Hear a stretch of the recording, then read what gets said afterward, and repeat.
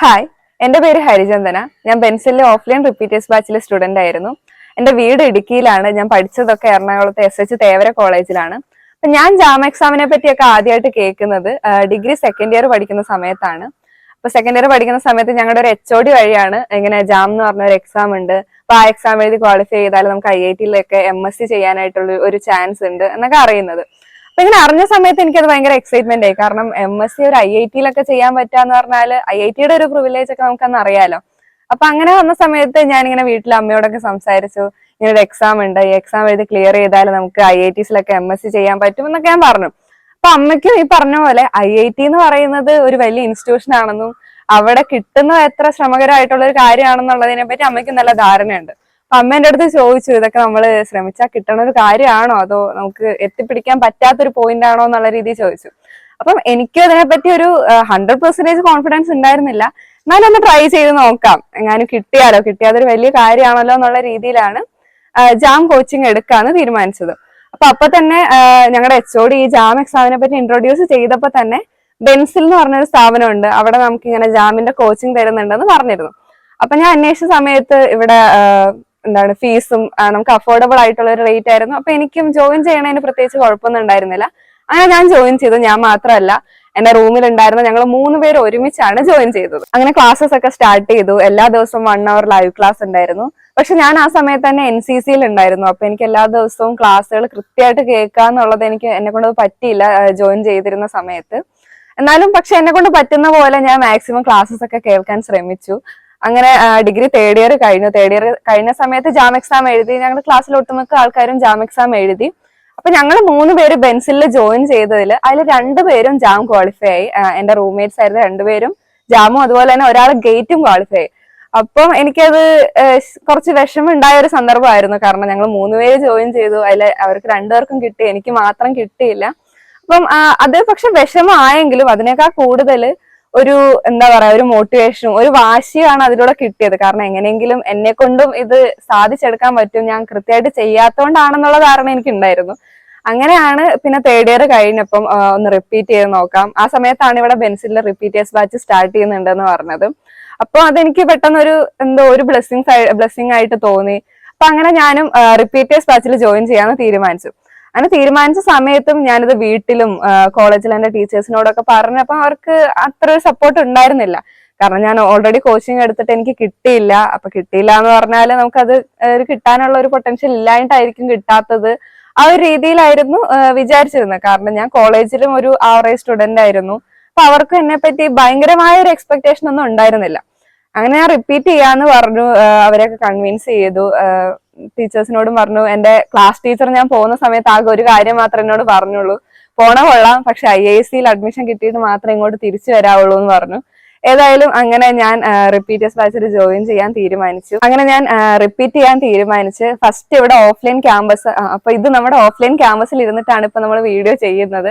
അപ്പൊ ഇവിടെ വന്ന ആദ്യത്തെ ദിവസം എനിക്ക് ഇപ്പോഴും എന്റെ മെമ്മറിയിൽ ഉള്ള ഒരു ദിവസമാണ്. കാരണം അന്ന് ഞാൻ ഉണ്ടായിരുന്നു, എന്റെ അച്ഛൻ ഉണ്ടായിരുന്നു. അച്ഛൻ വന്നിട്ട് ഞങ്ങള് വന്നപ്പോ തന്നെ റംഷാദ് സാറിന് എന്നെ പരിചയം എന്ന് വെച്ചാൽ ആകെ ഞാൻ ഓൺലൈനിൽ ഉണ്ടായിരുന്ന സ്റ്റുഡൻസിൽ ഒരാൾ എന്നുള്ള രീതിയിൽ മാത്രമേ എന്നെ പരിചയമുള്ളൂ. ഞാൻ ഇവിടുത്തെ എക്സാമുകൾക്കാണെങ്കിലും അങ്ങനെ അധികം പെർഫോം ചെയ്യുന്ന ഒരാളൊന്നും ആയിരുന്നില്ല. അപ്പൊ സാറിന് എന്നെ പേഴ്സണലി വേറെ ഒരു രീതിയിലും അറിയില്ല, കണ്ടിട്ടുമില്ല. അപ്പൊ ഞാൻ വന്ന സമയത്ത് തന്നെ പക്ഷെ എന്നെ ഞെട്ടിച്ച കാര്യം റംഷാദ് സാറ് വന്നിട്ട് ഹരിചന്ദന വരൂ ഇരിക്കൂ എന്ന് പറഞ്ഞ് എന്നെ കയറ്റി ഓഫീസിലേക്ക് ഇരുത്തി. അപ്പൊ ഞാൻ ഞെട്ടിപ്പോയി, സാറിന് എങ്ങനെ എന്നെ അറിയാന്നുള്ള രീതിയിൽ. അത് കഴിഞ്ഞു. ഞങ്ങൾ കയറിയിരുന്നു. വന്നതിന് ശേഷം സാർ എന്നോട് ഇങ്ങോട്ട്, ഞാൻ ഒന്നും പറയണതിന് മുന്നേ തന്നെ സാർ എന്നോട് പറഞ്ഞു, ഹരിചന്ദ്രൻ NCCയിലൊക്കെ ഉണ്ടായിരുന്നല്ലേ, അതുകൊണ്ടായിരിക്കും നന്നായിട്ട് പ്രിപ്പയർ ചെയ്യാനൊക്കെ പറ്റാഞ്ഞത്. അപ്പൊ റിപ്പീറ്റ് ചെയ്ത് കഴിഞ്ഞാൽ നമുക്ക് എന്തായാലും നല്ല റാങ്കിലേക്ക് എത്താം, ആ രീതിയിൽ സാർ സംസാരിച്ചു. അത് എന്നെ ശരിക്കും ഞെട്ടിച്ചൊരു സംഭവമായിരുന്നു. കാരണം ഞാൻ സാറിനോട് ഞാൻ NCCയിലൊക്കെ ഉണ്ട് എന്നുള്ള കാര്യം പറഞ്ഞതായിട്ട് എനിക്ക് തന്നെ ഓർമ്മയില്ല. പക്ഷെ സാർ അതൊക്കെ ഓർത്ത് വെച്ച് ഈവൻ ഓൺലൈൻ ആണെങ്കിലും ഓരോരുത്തരെയും അത്രയും ശ്രദ്ധിച്ചാണ് സാറ് കൊണ്ടു നടക്കുന്നത്. അങ്ങനെ ഇവിടെ വന്ന സമയത്ത് അപ്പം എന്റെ അച്ഛനും ഷോക്കായി. ഇവിടെ സാറിന് ഓൾറെഡി അറിയാം എന്നുള്ള രീതിയിലായിരുന്നു. അതിനുശേഷം അച്ഛനോടാണെങ്കിൽ സാർ ഇങ്ങനെ പറഞ്ഞു, ആൾക്ക് ഇങ്ങനെ ചില എക്സാമിനൊക്കെ നല്ല മാർക്കൊക്കെ കിട്ടിയിട്ടുണ്ട്, പിന്നെ എല്ലാ എക്സാമിനും ഒന്നും നല്ലോണം പെർഫോം ചെയ്തിട്ടില്ല. അപ്പൊ എന്തായാലും ഇവിടെ കോച്ചിങ് എടുത്തു കഴിഞ്ഞാൽ നമുക്ക് നല്ല റാങ്കിലേക്ക് എത്താം, നല്ല IITയിലൊക്കെ പഠിക്കാം, IISc IIT മദ്രാസ് അങ്ങനെയുള്ള സ്ഥാപനങ്ങളൊക്കെ സ്വപ്നം കാണണം എന്ന് പറഞ്ഞു. അപ്പൊ അച്ഛൻ അതൊരു കോൺഫിഡൻസ് ആയി. ഓക്കെ, ഇത് നമ്മൾ ശ്രമിച്ചാലും പറ്റണ ഒരു കാര്യമാണെന്നുള്ള രീതിയിൽ കോൺഫിഡൻസ് ആയി. അപ്പോൾ എനിക്കൊരു കോൺഫിഡൻസ് ഒന്നും വന്നിട്ടില്ല. സാറ് ഓക്കെ സുഖിപ്പിക്കാൻ വേണ്ടി പറഞ്ഞതായിരിക്കും എന്നുള്ള രീതിയിൽ ഞാൻ എടുത്തിട്ടുള്ളൂ. അപ്പം എന്റെ മനസ്സിൽ അപ്പോഴും ഒരു 1000 ബിലോ റാങ്ക് ഒക്കെ വാങ്ങുക, ഏതെങ്കിലും ഒരു NIT IIT എവിടെയെങ്കിലും ഒരു നാഷണൽ ഇൻസ്റ്റിറ്റ്യൂഷനിൽ കയറി അവിടെ MSc ചെയ്യണം, അത്ര ആഗ്രഹങ്ങൾ, നമ്മുടെ ആഗ്രഹങ്ങൾ അത്രയും ലിമിറ്റഡ് ആയിരുന്നു. ഓക്കെ, അങ്ങനെ ക്ലാസ്സസ് ഒക്കെ സ്റ്റാർട്ടായി. ക്ലാസ് സ്റ്റാർട്ടായി ഫസ്റ്റ് ഫ്യൂ മന്ത്സ്, ഒരു 2 months ഒക്കെ എന്നെ സംബന്ധിച്ച് കുറച്ച് സ്ട്രഗ്ലിംഗ് ആയിട്ടുള്ള ഒരു ടൈം ആയിരുന്നു. കാരണം ഞാൻ കോളേജിലും പ്രോപ്പർ ആയിട്ട് ക്ലാസ്സസ് ഒന്നും അറ്റൻഡ് ചെയ്തിട്ടില്ല. അപ്പൊ എനിക്ക് കെമിസ്ട്രിയുടെ ആണെങ്കിലും ബേസിക്സ് തൊട്ട് എനിക്ക് ക്ലിയർ ചെയ്ത് എടുക്കണം. അത് എന്നെ സംബന്ധിച്ച് ഒരു കുറച്ച് സ്ട്രഗ്ലിംഗ് ആയിട്ടുള്ള ഒരു കാര്യമായിരുന്നു. പക്ഷെ ഞാൻ എന്ത് വന്നാലും ഇവിടെ വന്ന സമയത്ത് തന്നെ ഞാൻ എന്ത് സ്ട്രഗിൾ ചെയ്തിട്ടാണെങ്കിലും ക്വാളിഫൈ ചെയ്യുന്നുള്ള ഒരു ഉറച്ച മനസ്സോടു കൂടിയാണ് ഇവിടെ വന്നത്. അതാണ് എന്താണ് പ്രിപ്പയർ ചെയ്യുന്ന ഓരോ കുട്ടികൾക്കും അത്യാവശ്യമായിട്ടുള്ള ഒരു കാര്യം എന്ന് വെച്ചാൽ നമുക്കൊരു സെൽഫ് കോൺഫിഡൻസ് വേണം. അങ്ങനെ വന്ന സമയത്ത് ഇവിടുത്തെ ക്ലാസ്സുകൾക്ക് പുറമെ ഞാൻ എന്റെ ബേസിക്സ് ക്ലിയർ ചെയ്യാൻ വേണ്ടി ഞാൻ ഒരുപാട് കാര്യങ്ങൾ ചെയ്തു. പല ബുക്കുകൾ വായിക്കുകയും വീഡിയോസ് ഒക്കെ അല്ലാണ്ട് കാണുകയും, കഴിഞ്ഞ വർഷം ഞാൻ ഓൺലൈനിൽ ഉണ്ടായിരുന്ന സമയത്ത് തന്നെ ബേസിക്സിന്റെ കുറെ വീഡിയോ എടുത്തിട്ടുണ്ട്. അപ്പൊ ഞാൻ കഴിഞ്ഞ വർഷം സ്കിപ്പ് ചെയ്ത വീഡിയോസ് ഒക്കെ കാണുകയും അങ്ങനെ എന്റെ ബേസിക്സ് ക്ലിയർ ചെയ്യാൻ വേണ്ടി ഒരുപാട് കാര്യങ്ങൾ ഞാൻ ആ 2 months കൊണ്ട് ചെയ്തു. അങ്ങനെ 2 months കഴിഞ്ഞ് പിന്നെ ഓരോ എക്സാംസ് ഒക്കെ വരുമ്പം ചെറിയൊരു ഗ്രോത്ത് കണ്ടു തുടങ്ങി. അതായത് മാർക്കിൽ ചെറുതായിട്ട് ഇമ്പ്രൂവ്മെന്റ് കണ്ടു തുടങ്ങി.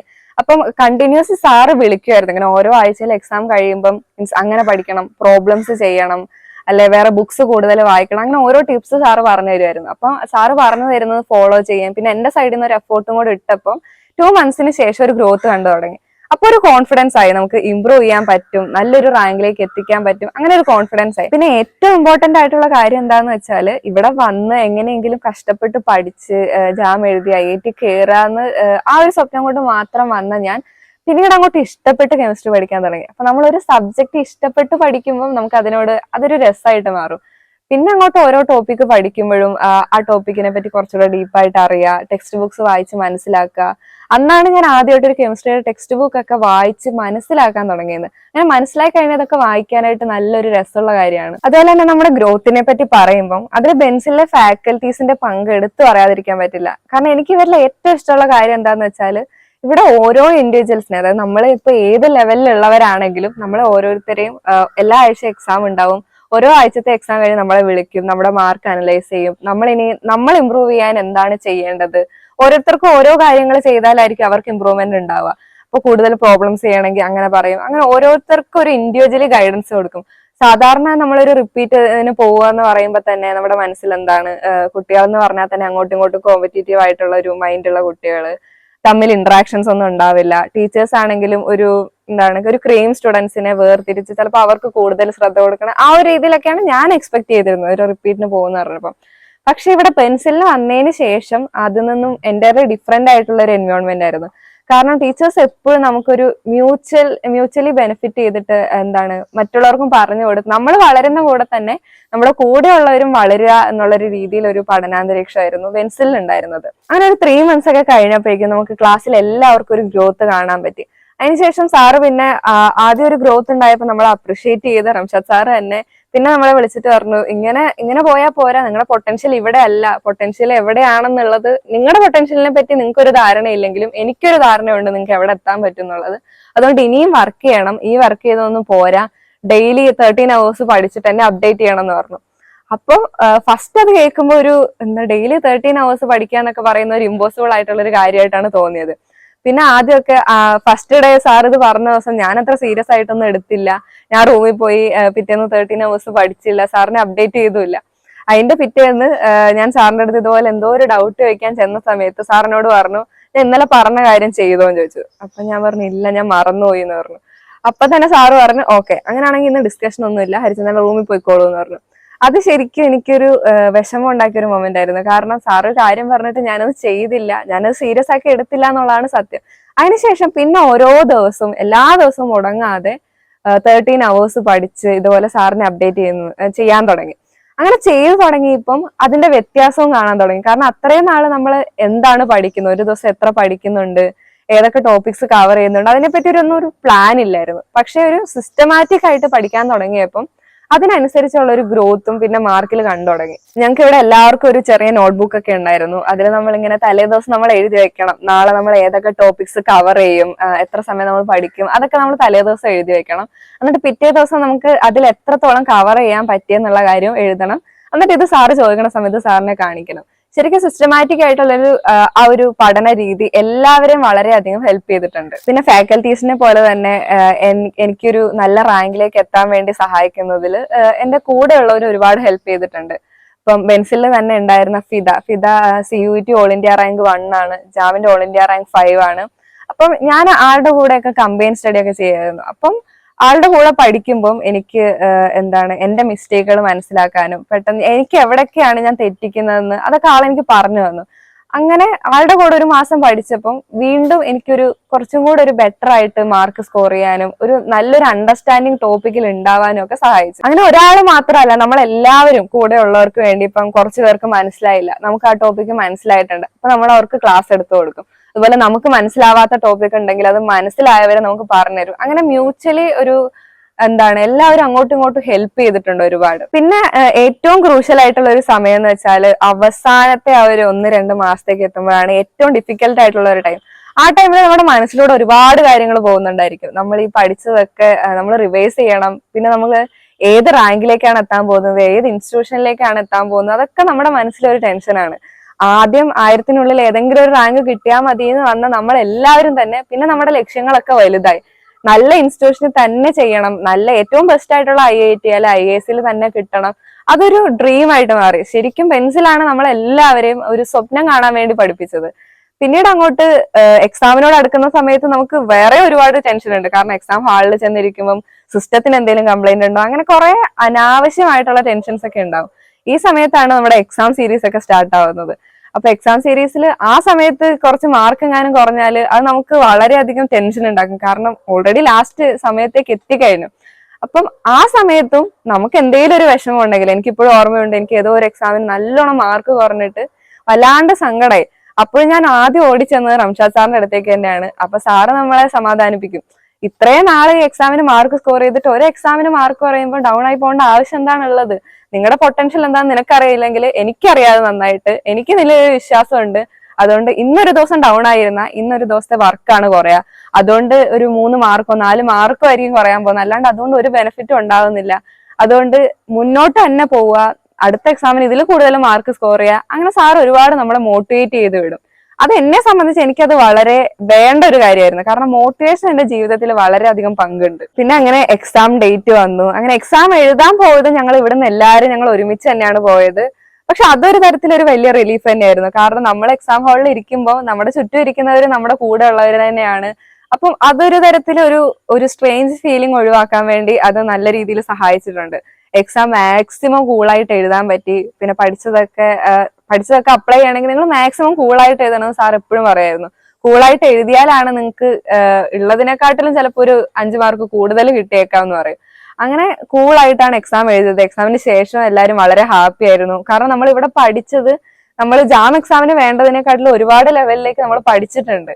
അപ്പം എക്സാം ഞങ്ങളെ സംബന്ധിച്ചിടത്തോളം വളരെ ഈസി ആയിട്ടാണ് എഴുതാൻ പറ്റിയത്. പിന്നീട് അങ്ങോട്ട് റിസൾട്ടിന് വേണ്ടിയിട്ടുള്ള ഒരു വെയിറ്റിംഗ് ആയിരുന്നു. ആ ടൈമും ശരിക്കും ഒരു മെമ്മറബിൾ ആയിട്ടുള്ള ഒരു ടൈമാണ്. കാരണം റിസൾട്ട് വരുന്നതിന് മുന്നേ തന്നെ നമ്മുടെ സ്കോറൊക്കെ നമ്മൾ ഓൾറെഡി അറിഞ്ഞിട്ടുണ്ട്. അപ്പൊ പക്ഷെ ഏകദേശം ഒരു സേഫ് റാങ്ക് കിട്ടും എന്നൊക്കെ ഉള്ളൊരു ധാരണ നമുക്കുണ്ട്. പക്ഷെ എന്നാലും കറക്റ്റ് ഏത് റാങ്ക് കിട്ടും, ഏത് ഇൻസ്റ്റിറ്റ്യൂഷന് കിട്ടും, അതൊന്നും ഒരു തീരുമാനമായിട്ടില്ലാത്തൊരു സമയമാണ്. അപ്പൊ അങ്ങനെയാണ് ജാം എക്സാമിന്റെ റിസൾട്ട് വരുന്നതിന് ഒരാഴ്ച മുന്നേ തന്നെ ഗേറ്റ് എക്സാമിന്റെ റിസൾട്ട് വന്നു. ഇപ്പൊ ഗേറ്റ് എക്സാമിന്റെ റിസൾട്ട് വന്നപ്പോ ഇതുപോലെ തന്നെ എനിക്കും കൃഷ്ണപ്രിയയ്ക്കും ഫിദയ്ക്കും ഞങ്ങൾക്ക് 3 പേർക്കും 1000 ബിലോ റാങ്ക് ഉണ്ടായിരുന്നു. അത് ശരിക്കും വളരെ സന്തോഷം തന്നൊരു മൊമെന്റ് ആയിരുന്നു. കാരണം BSc കഴിഞ്ഞ് ഗേറ്റ് എക്സാം കിട്ടുക എന്ന് പറയുന്നത് ഞാൻ മുൻപൊന്നും സ്വപ്നത്തിൽ പോലും കണ്ടിട്ടില്ലാത്തൊരു കാര്യമാണ്. അപ്പൊ 1000 ബിലോ റാങ്ക് എന്നെ സംബന്ധിച്ച് വളരെ സന്തോഷമുള്ള ഒരു കാര്യമായിരുന്നു. അതിനുശേഷമാണ് പിന്നെ ജാം എക്സാമിന്റെ റിസൾട്ട് വരുന്ന ദിവസം. അപ്പൊ റിസൾട്ട് വരുന്നതിന് മുന്നേ ഞാൻ വീട്ടിലൊക്കെ പറഞ്ഞിട്ടുണ്ട് ഏകദേശം ഒരു 300 ബിലോ റാങ്ക് ഒക്കെ കിട്ടും, കുഴപ്പമില്ലാത്തൊരു റാങ്ക് ഉണ്ടാവും എന്ന് പറഞ്ഞിട്ടുണ്ട്.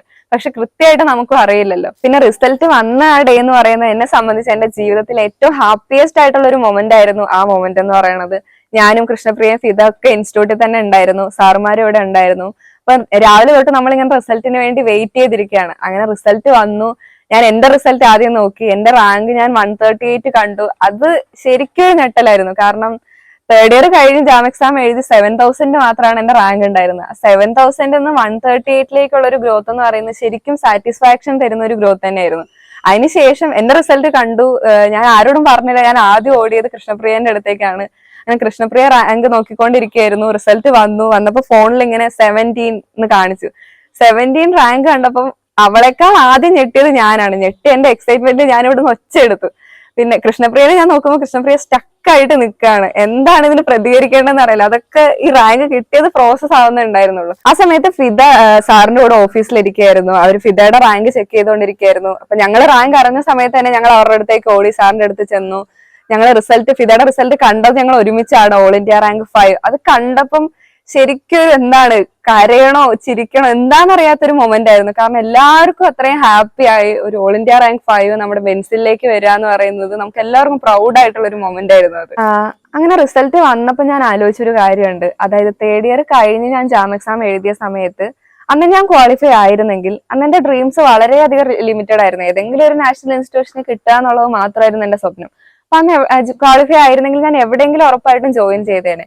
അപ്പൊ അവിടെ നിന്ന് ഞാൻ MSc എടുത്ത് പിന്നെ ഞാൻ എത്താൻ പോകുന്ന ഒരു നിലയിനെക്കാട്ടിലും ഒരുപാട് ഉയരങ്ങളിലാണ് ഇനി എനിക്ക് എത്താൻ പറ്റുന്ന ഒരു അവസരം ഉള്ളത്. അപ്പൊ അതിൽ ഞാൻ ഇന്ന് വളരെയധികം ഹാപ്പിയാണ്. അപ്പൊ ഇന്ന് എന്റെ ഈ ഒരു റിസൾട്ട് കൊണ്ട് എനിക്ക് എന്റെ പേരൻസിനെയും ടീച്ചേഴ്സിനെയും എല്ലാവരും ഒരുപാട് ഹാപ്പി ആക്കാൻ പറ്റി. അപ്പൊ നിങ്ങളിപ്പോ കേട്ടത് വെറും ഒരു ആവറേജ് സ്റ്റുഡന്റിൽ നിന്ന് ഇന്ന് ഇന്ത്യയിലെ ഏറ്റവും നല്ല ഇൻസ്റ്റിറ്റ്യൂഷനിൽ പഠിക്കാൻ പോകുന്ന ഒരു സ്റ്റുഡന്റിന്റെ കഥയാണ്. അപ്പം ആ ഒരു ജേർണി എന്ന് പറയുന്നത് ഒരിക്കലും ഈസി അല്ല. കാരണം 7000 റാങ്കിൽ നിന്ന് 138 റാങ്കിലേക്ക് എത്താൻ വേണ്ടി ഞാൻ ഒരുപാട് എഫേർട്ട് എടുത്തിട്ടുണ്ട്. അപ്പൊ പക്ഷെ നമ്മുടെ എല്ലാവരുടെയും പൊട്ടൻഷ്യല് നമ്മൾ വിചാരിക്കണതിനെക്കാട്ടിലും ഒരുപാട് മുകളിലാണ്. അത് നമ്മൾ തിരിച്ചറിയുന്ന ഒരു മൊമെന്റിൽ നമ്മൾ ശരിക്കും നമ്മുടെ ഗ്രോത്ത് ഉണ്ടാവാൻ തുടങ്ങും. കാരണം ഹാർഡ് വർക്ക് ചെയ്താലും നമുക്ക് കിട്ടുമെന്നുള്ളൊരു ശുഭാപ്തി വിശ്വാസം ഉണ്ടെങ്കിൽ ഏതൊരു സക്സസിലേക്ക് നമുക്ക് എത്തിപ്പിടിക്കാവുന്നതേ ഉള്ളൂ. ഇപ്പൊ ജാം എക്സാമിന് വേണ്ടി പ്രിപ്പയർ ചെയ്യുന്ന കുട്ടികളോട് എനിക്ക് ഇത് തന്നെയാണ് പറയാനുള്ളത്. എനിക്ക് ചിലപ്പോൾ ഒരു ഡൗട്ട് ഉണ്ടാവും, എന്നെ കൊണ്ട് ഇതൊക്കെ പറ്റുമോ, എന്നെ കൊണ്ട് ഒരു നല്ല റാങ്കിലേക്കൊക്കെ എത്താൻ പറ്റുമോ. അപ്പൊ ആദ്യം നിങ്ങൾ ആ ഡൗട്ടൊക്കെ ഒരു സൈഡിലേക്ക് മാറ്റി വെക്കുക. എന്നിട്ട് നിങ്ങൾ സ്വന്തം കഴിവിൽ വിശ്വസിക്കുക. അതുപോലെ തന്നെ നല്ല രീതിയിൽ ഹാർഡ് വർക്ക് ചെയ്യുക. അതിനോടൊപ്പം നിങ്ങളെ ഗൈഡ് ചെയ്യാൻ ഒരാളും കൂടെ ഉണ്ടെങ്കിൽ 100% നിങ്ങൾക്ക് സക്സസിലേക്ക് എത്താനായിട്ട് ഉറപ്പായിട്ടും പറ്റും. ആ ജേർണി ഒരിക്കലും ഈസി ആണെന്ന് ഞാൻ പറയില്ല. എന്നെ സംബന്ധിച്ചിടത്തോളം ഈ 7000 നിന്ന് 138 റാങ്കിലേക്കുള്ള ഒരു ജേർണി എന്ന് പറയുന്നത് വളരെ കഷ്ടപ്പാട് നിറഞ്ഞതായിരുന്നു. കാരണം നമ്മൾ നല്ല രീതിയിൽ ഹാർഡ് വർക്ക് ചെയ്യണം. പക്ഷെ നമ്മൾ ചെയ്താൽ ഉറപ്പായിട്ട് ആ സക്സസിലേക്ക് എത്താൻ പറ്റും. അപ്പൊ ഇനി ജാം എക്സാം എഴുതാൻ നിൽക്കുന്ന എല്ലാ കുട്ടികൾക്കും എന്റെ ഹൃദയം നിറഞ്ഞ ആശംസകൾ.